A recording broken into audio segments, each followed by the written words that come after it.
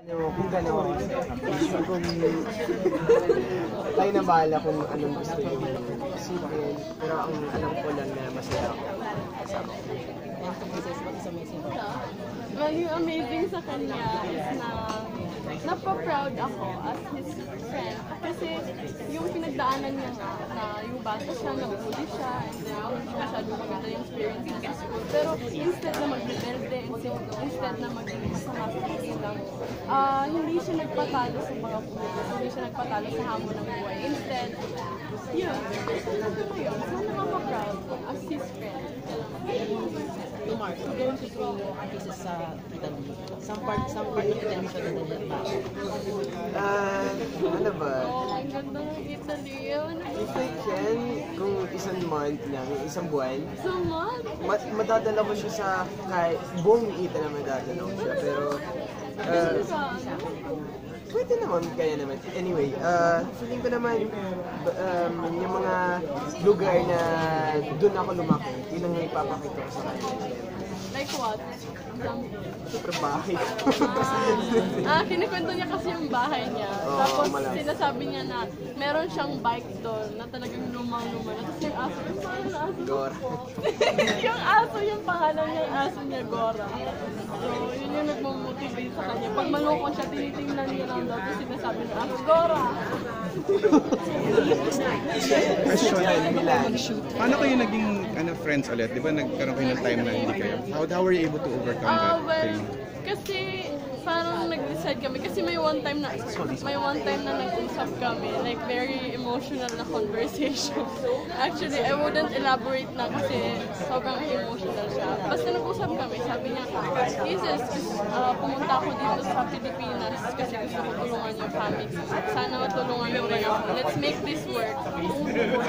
Sabi niya, kalimutan na natin, patawarin mo na ako sa mga nagawa ko.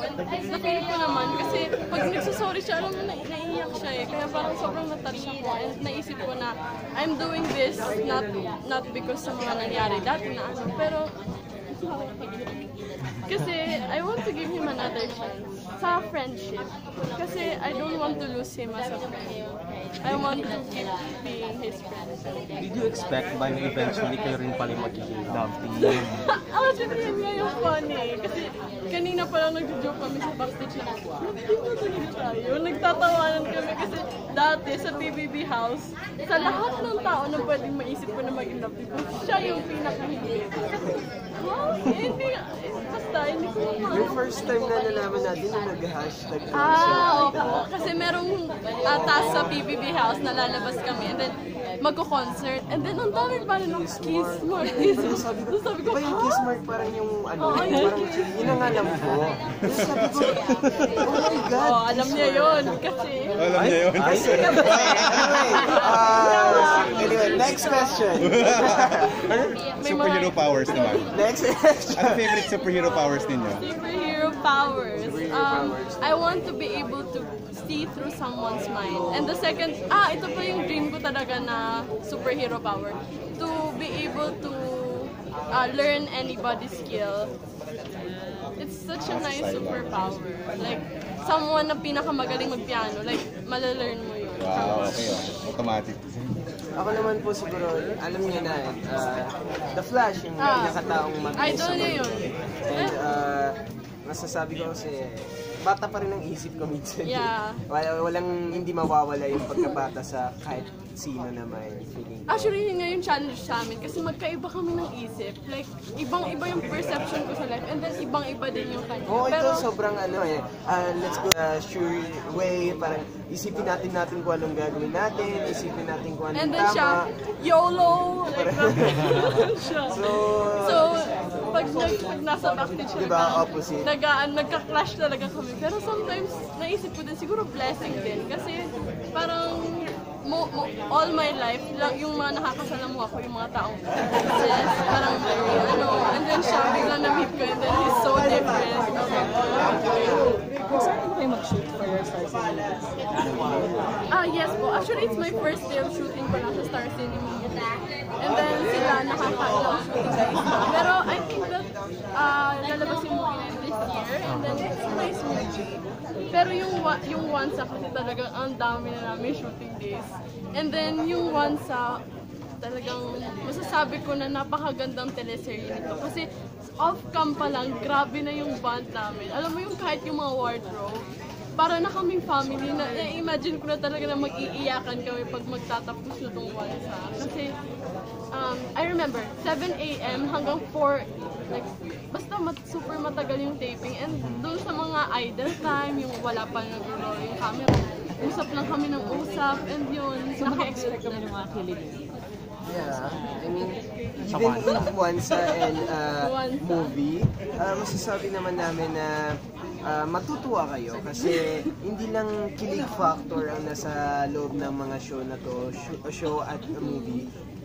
Hindi mga pampamilya, pangbata, at pang sa mga millennials, sa mga matanda, sa lahat ng mga tao. Kaya abangan nyo kasi kami na ang una na natutuwa na kung anong pag-arte namin. So sobrang nakaka-proud po talaga kasi yung teleserye na to, yung Once Upon a Time, nafe-feel ko talaga na mamahalin siya ng taong yun. Kasi it's not just a Once Upon a Time, it's a true story of Aura. Parang reflection siya ng iconic na buhay ng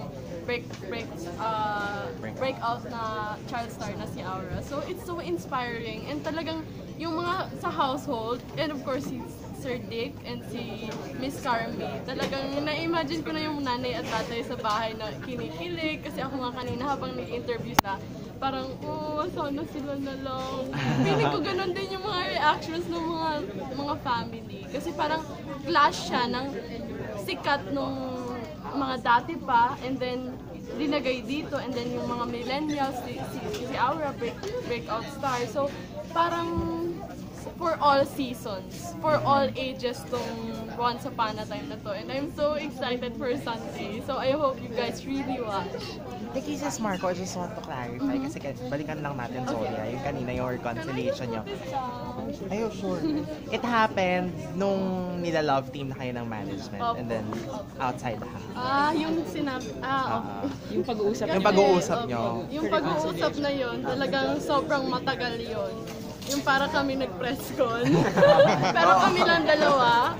And then nangyari yun sa workshop. Kasi sa workshop yun, mag-a-actingan kami. Then we aren't working well. Kasi naiinis kami sa isa't isa. Well, hindi naman siya naiinis sa akin. Parang ako lang yung may bigat sa damdamin na parang ayoko na, bakit ba? Tama na. Parang